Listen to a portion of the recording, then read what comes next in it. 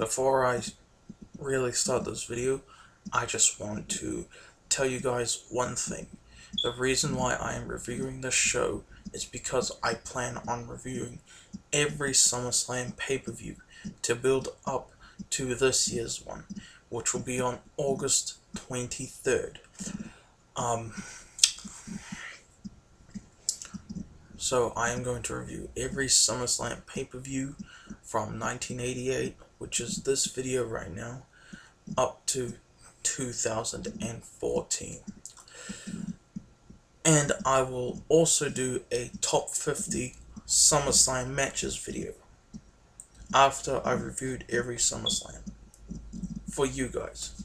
Okay, so I hope the series goes well. I hope you guys enjoy the series, and I hope it all goes well. And I guess I'll get this out of the way as well. I will also review every Survivor Series pay-per-view this year,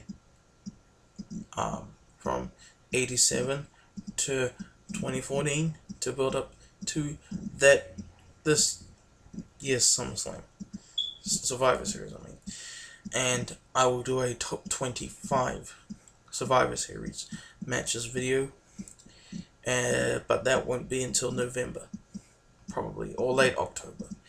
And I know this is getting a bit long before I actually reviewing the show, but in January I am going to review every Royal Rumble pay-per-view to build up to that year's Royal Rumble, and in March next year I'm going to review every WrestleMania. Yes, every WrestleMania show from WrestleMania 1 to WrestleMania 31, this year's WrestleMania. And I will do a ranking video of every WrestleMania pay-per-view and a top 50 WrestleMania matches video to build up to next year's WrestleMania 32. So that was a huge update on upcoming wrestling videos that I have planned for the near future. So I hope you enjoy every single one of those videos that I will make. That's gonna be a one long wild ride, and I cannot wait to do them. So I hope you loved that announcement. Now, get on to the real topic of the video. I'm going to review SummerSlam WWF 1988, the very first SummerSlam show. Gotta say, it was a really fun show. I had a lot of fun watching the show, and it was a stacked card. There may have been a lot of filler, and most of the matches weren't even 10 minutes. So if you're wondering why I low-rated so many of these matches, it's because they didn't get that much time, really. Or else the match was just bad, in general. So anyway, I'm going to start off with the first match, which was the fabulous Rougeau brothers versus the British Bulldogs. This was really good. I really enjoyed this match. I'd say by far the best match of the night. It had a lot of great technical work by the British Bulldogs, obviously, since they're technical wrestlers, and the Rougeau brothers, they did good as well.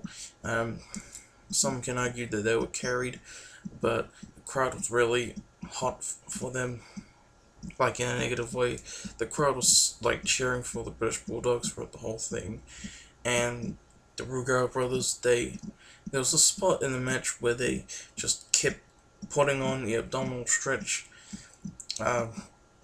which seemed to do a lot of damage, but I really enjoyed this match. I mean, the match ended in a draw because it went past the time limit, but I really enjoyed this match.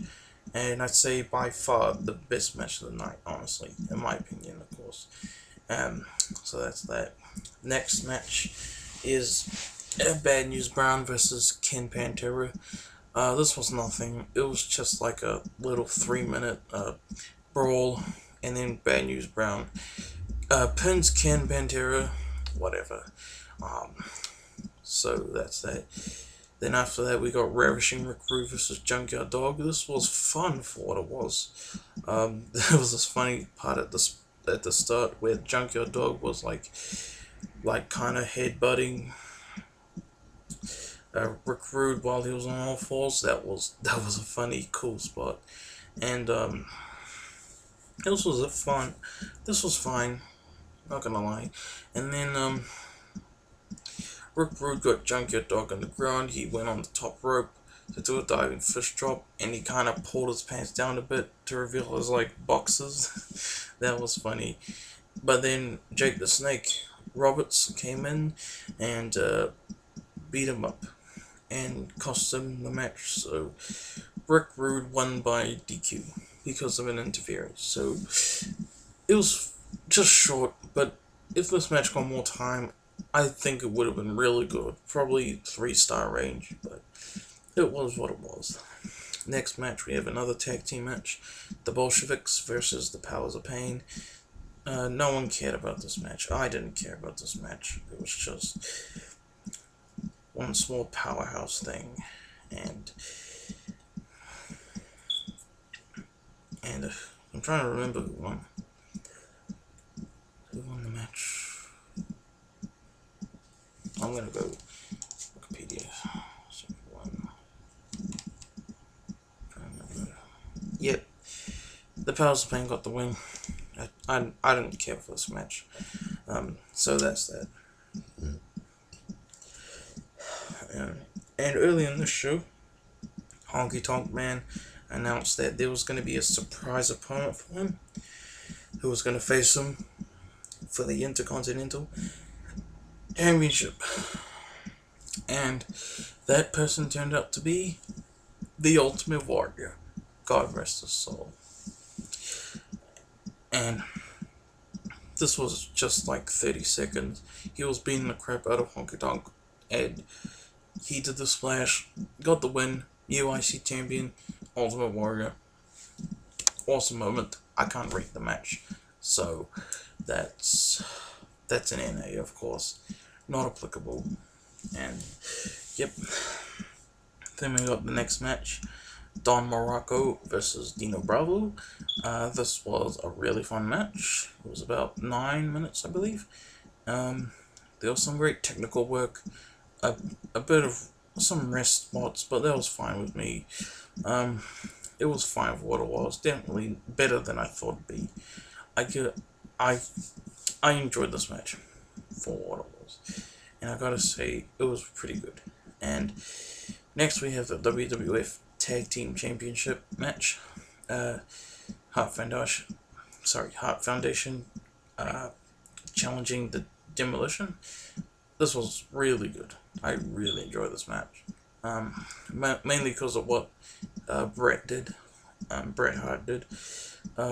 He obviously did a lot of technical moves, especially like arm drags and stuff. They fought outside of the ring for a bit, but Demolition regained the championship because Jimmy Hart gave them a megaphone, smashed Bret in the head with it when the ref wasn't looking, and pinned him 1, 2, 3. I really, really enjoyed this match. I'd say the second best match of the night. I think if it got maybe double the time it got, it would have been the best match of the night. But it was still really, really cool match. Cool. Next we have another match that I don't care about. Big Boss Man versus Koko Beware. Pretty much a squash match. Big Boss Man got the win. There's this nice spot where Big Boss Man did, I think, a diving headbutt, and Koko Beware like rolled out of the way. So, I wasn't really that big into it. Then we got Hercules versus Jake Roberts. This was a cool match. Of course, Jake had to get his mind off of Ravishing Recruit because he interfered in that match earlier.